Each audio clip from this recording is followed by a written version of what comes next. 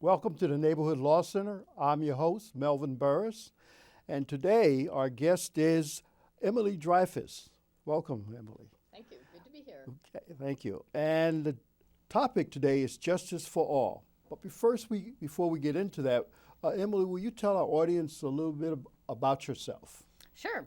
I've been working with the Legal Aid Justice Center for about 16 years. Been a long run, and I work mostly on children's rights issues and also on housing issues. I'm a community organizer, and I work with a team of attorneys on both of those issues to help give people more opportunities and right some systemic wrongs. Okay. Now, you said you work for the Legal Aid Justice Center. You're a part of a division under there. What do you call it? The Ready? I'm part of the Just Children program. Just Children and program. also the housing program, which is part of the civil work that we do. Okay, but there's other programs that's under, other divisions that's under there. Can you tell the audience about those too? Sure. We provide free civil legal assistance, civil meaning we don't work on criminal issues, except with the very rare exception of occasionally criminal issues that are associated with some of the juvenile justice, education, and services work that we do. And the civil work that we work on includes consumer issues, lots of work around housing issues, mainly around evictions or loss of subsidy. And those are usually evictions from public housing or people who have Section 8 rent subsidies or live in a subsidized development. And then we also work with immigrants. We have an immigrant advocacy program area, and work on a variety of issues there, a lot of issues around workers' claims so that people are being paid fair wages and sometimes being paid at all. Okay, good. So you got your plate full, and you have to have a certain income to get your services, I assume, but we'll get back to that. Now your work, what does your work focuses on? Well, I do community organizing around both children's issues and housing issues. On the area of children's rights, I focus some on statewide improvements and quite a bit on local activities and local needs. And I do community education for youth directly through a program we call Street Smarts, and also for families, parents who want to learn how to better advocate for their children. On the statewide level, we work on issues around restraint and seclusion, the use of those practices in public schools. We're working right now to help the state develop some appropriate regulations around when children should be physically controlled in those ways. And also work quite a bit on helping improve graduation rates, advocating for preschool, helping to dismantle the achievement gaps that exist in the system now. Okay. You mentioned street smarts. Could you kind of give us an overview and a little background on what you're doing to promote that? Sure. That's one of my favorite parts of my job at this point. It's a really exciting new project that we've been working on over the last year or so, where we realize that there's a need for kids to understand what their rights are when interacting with the police, and even more importantly, to know when to choose how to exercise their rights. So we have delivered this workshop in several community centers, most of them in the city. We've also been out to the alternative school in the city, the Lugo McGinnis Academy, and we're part of a panel where we did some of our workshop there. It's a very interactive workshop. Usually when we're in the community centers, what we do is teach the kids some basics about their rights, like you should never run, and you should keep your hands calm. You shouldn't reach suddenly into your pocket, or if you're in a car, you should keep your hands visible and still. And that there are some rights that you have, like that you don't have to give police officers your name and address, but if you're asked for those things, that you need to think hard about how to choose to use those rights, and whether or not your choices will escalate a situation or will help to calm one down. We teach kids the magic words like, I don't want to talk, I want to talk with my lawyer. Am I free to go? That's a question that people don't often realize is the way to talk with police officers to find out, is this the time that I'm able to peacefully leave and get out of the situation so I can get home, because home is where everybody is most safe. Well, that's a pretty valuable information in the climate that we have today, with many young black men being killed by police officers. Yes. Is this what was the emphasis of this program? Yes, it really was. That we realized that in the local juvenile justice system, the main point of entry as of, well, even currently, but certainly as of a couple of years ago, it was really through contact with police officers. So we wanted to figure out, how do we stop that traffic? You know, how do we help kids to stay safe and not end up in the school to prison pipeline? Okay. Now, how can we help you get into more venues, because the churches, the other areas that need to hear this and help our young people, how can they contact you for this specific program? They can just give me a call or send me an email. We would be happy to try to come to any venue where people can get a group of children together, even a small group. If five kids, it's appropriate for ages 9 and up, because we do show a video from YouTube of a kid who's stopped on the street by a police officer, and that video is too much, I think, for a young kid, but it's fine for kids who are preteens and teenagers and up. Okay, I'm going to ask you to give you your telephone number and your website. I'm going to do it a couple times, so this will be the first time, and hopefully we're showing it on the screen also. But what is your telephone number? They can get in touch with you. They can reach me at 434-529-1809. And if someone needs help from Legal Aid Justice Center and is interested in becoming a client, for example, then I'll give you the number for our front desk, which is 977-0553. Okay. And the website is? www.justice4, and that's the number 4, all.org. Okay. So let's move on now to, I was at a NAACP meeting last month. An attorney from your office, Mario Salas, talked about the local data related to the suspensions. Can you share some of that information with us on that? I'd be happy to. There is a report that Just Children put out a few months back called Suspended Progress, and we focused on school suspensions and the disparities between suspensions that affect black kids and white kids, and also kids with disabilities and without, because those are two areas that across the state we see really significant issues with. We want to see those improve a lot. So right now in the city and the county, if you are a black child, you have about a 1 in 10 risk of being suspended in the course of a year. And if you are a white child, your risk is more like 2%. So a black child is 5 times more likely to be suspended in the course of a school year than a white child would be.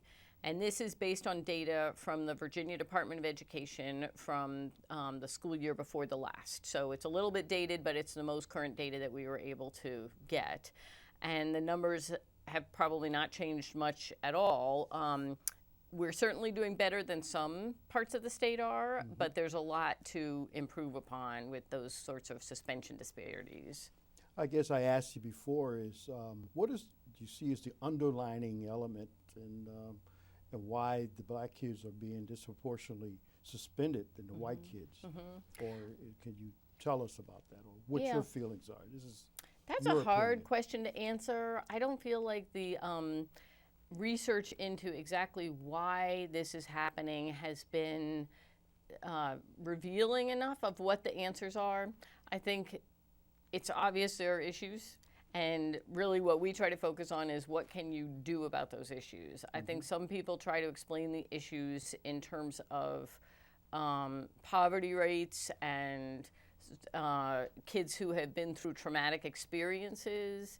I don't think that's the full answer at all, because once you even control for those numbers, you still see racial disparities. So what we want to see is that all children have high expectations, and that teachers have high expectations, and school administrators have high expectations for all children, and that they're given every opportunity and support that can be afforded to them to be successful and stay in school and not be punished by having to be outside. It just puts kids at more risk to be on the street, and it also can be very reinforcing for a lot of kids that they are out of a situation that can be uncomfortable, having to pay attention, being tested, having to show how they're doing. Those can be very challenging for a lot of kids, and we need to be sure that school systems are focusing on teaching kids how to behave well and rewarding positive behaviors so that the climate in schools is one that is safe and productive for all students and staff as well. Okay. Did the report have any recommendations?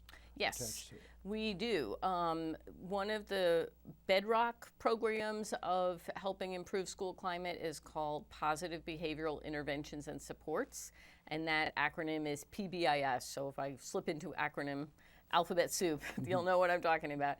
So PBIS is a program meant to help teach kids how to behave in a way that will not interfere with anyone else's learning and will help them to be successful in life. So it's teaching behaviors, and it also is a very strong rewards-based program. So when a school is fully implementing positive behavioral interventions and supports, they will have like school-wide reward days where maybe they get a day that's a field day in the spring, or they get to have a pizza lunch, something like that, where the school really builds in significant enough rewards that kids are going to want to not get in trouble and also help each other. I've heard a lot of stories about kids realizing that somebody else is having a tough day and they're coming to school, you know, with an attitude that might not serve them very well for the day, and they support each other and they say like, hey, don't mess this up because we've got donut day coming, or we, you know, are all going to get to go out and do such and such, and that kind of support can really help a kid realize that they're not alone, and they have kids who have their backs and kids who want to see them successful, as well as adults who want to see that too. The other things that Just Children recommends are very high quality professional development. I think the profession of teaching is probably one that has changed more in the last 10 years than most professions have.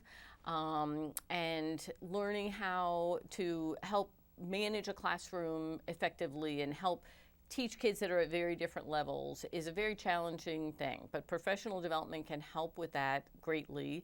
And there's a program that's been piloted at the Curry School called My Teaching Partner that's super effective, and it's I believe been shown specifically to narrow achievement gaps between black and white students. So that's the kind of thing that we need to have school systems really jumping into wholeheartedly.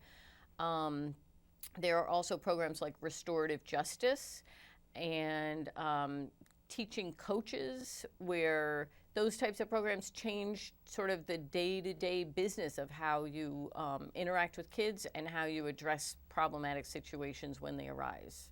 Now, you mentioned some of these programs have already been implemented in certain schools. Could you give us a list? Maybe you said Beaufort for one and some other schools. Has there been improvement in the suspension levels there in those particular schools? We have seen suspensions improving in the city of Charlottesville in terms of many fewer kids are being suspended now than were suspended a few years back. The rate has been going down, which is very promising. There's still racial disparities, so that there's still concern, and there are still more kids being suspended than you would want to see. When your risk is 1 in 10, if you're a black child, that is way too many kids being suspended every year.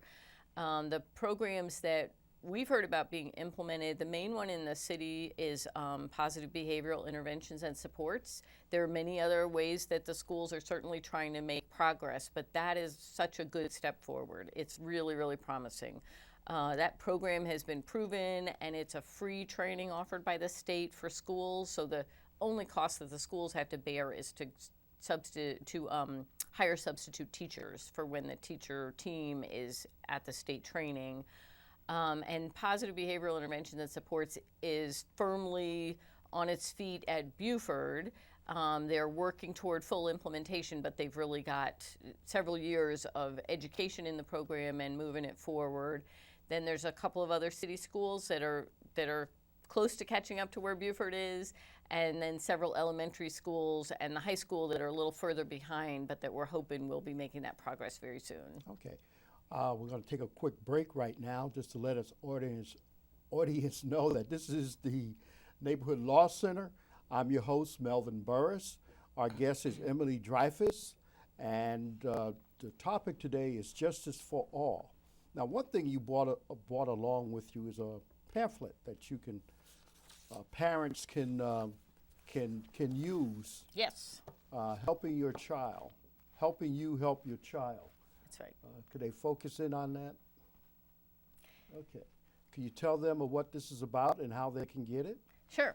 This is a pretty lengthy booklet that we have produced at the Just Children program.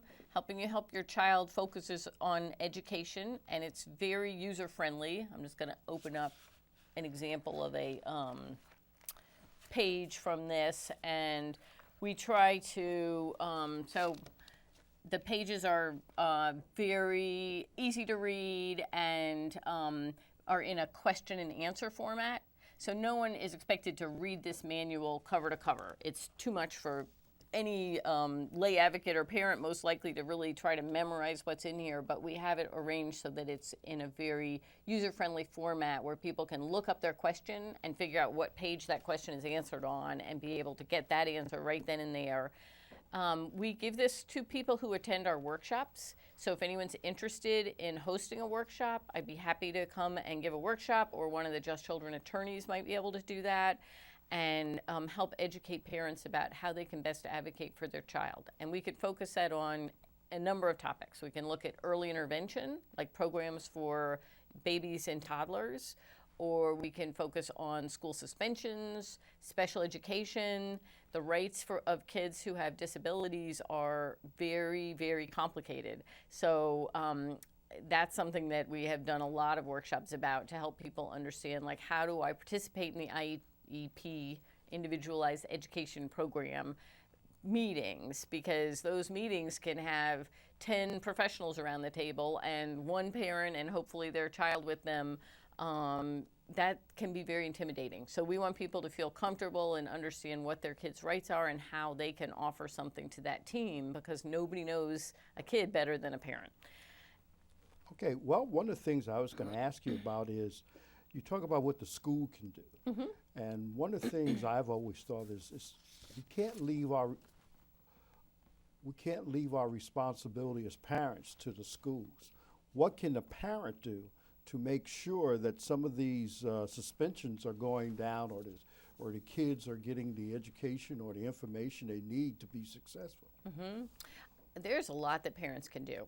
We actually have a chapter in that handbook that's basically sort of advice for parents, not so much about how to parent, but about how to help their child be successful. And one of the things that I think is one of the most valuable pieces of advice is helping your kid get plugged into positive activities, because a lot of times if someone is busy doing things that they like, whether that's a sport or an after-school club or church activities or whatever it may be, those kids are much less likely to end up getting in trouble because they're engaged. They're doing something that helps them to feel good.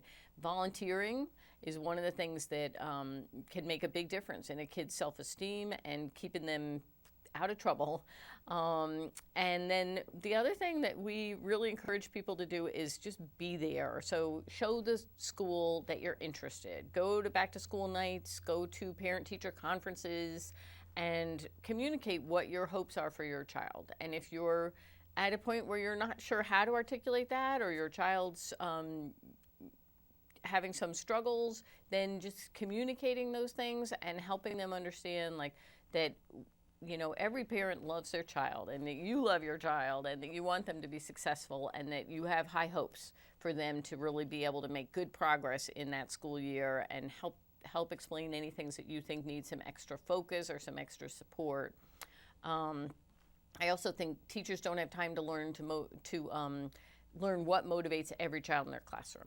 That's a lot to figure out for any, even just a family. But a parent can go in and explain, my kid really is motivated when this is a reward, or my kid is uncomfortable reading out loud and would be very motivated to not behave well if you are going to put a lot of reading out loud on the expectation list.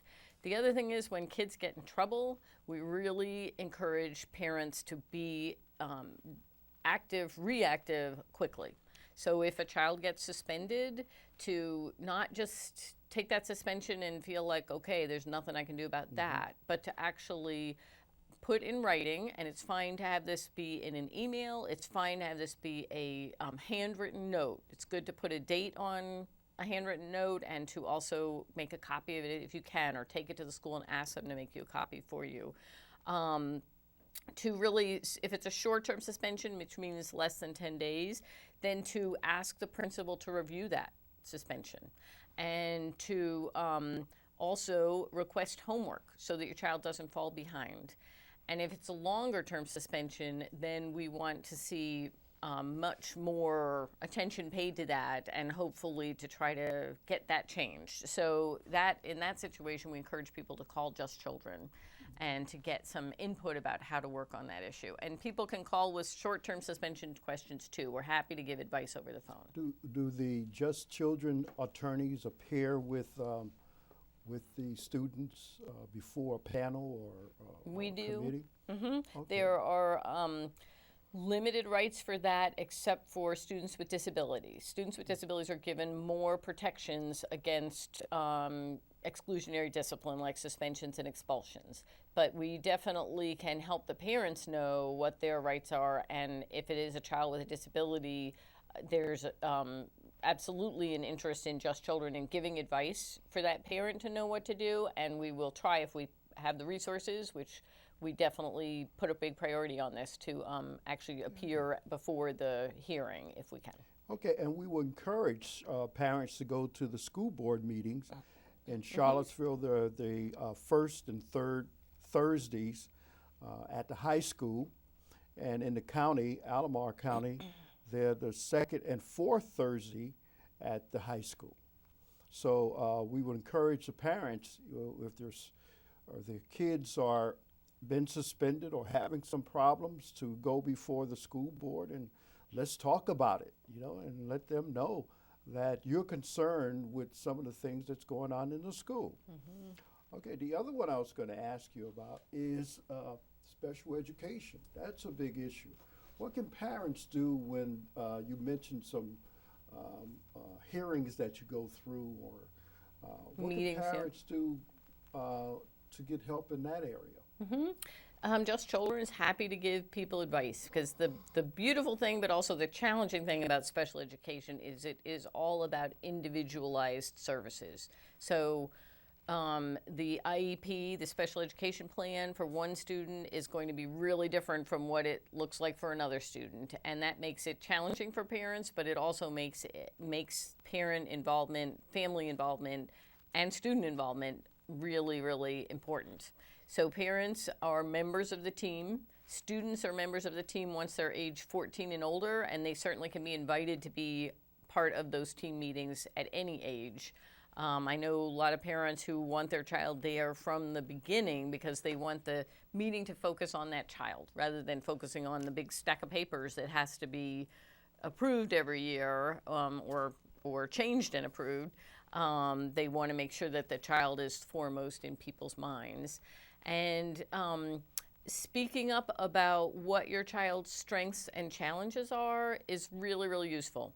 So there's a section of the IEP that's called the present level of performance, and parental input and student input to that can make all the difference, because the school sees the child for a certain number of hours a day, certain number of days a week, but the parents are around 24/7 and understand what that child's needs are and what that child's dreams are, because we want IEPs to really focus on, as the federal law says, maximizing the child's independence and success as an adult.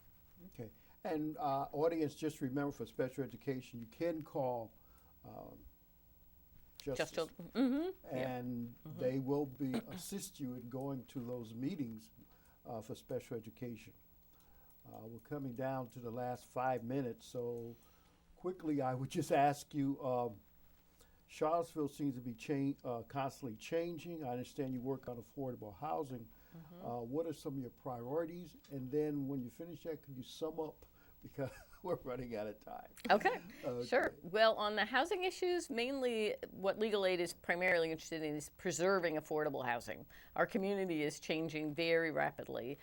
So the resources we have now in terms of public housing and subsidized developments like Friendship Court and Greenstone on Fifth, those are precious resources to protect the diversity of our community and to prevent homelessness. So we work quite a bit on how can we work on the redevelopment of the neighborhoods that are going to change in the next, hopefully, couple of years, 2 to 5 years, things will start shifting. Okay. I want to give that fundraiser. Oh, yes. Thank you very much. Talk about the fundraiser that you have coming up, and hopefully folks can come out and participate.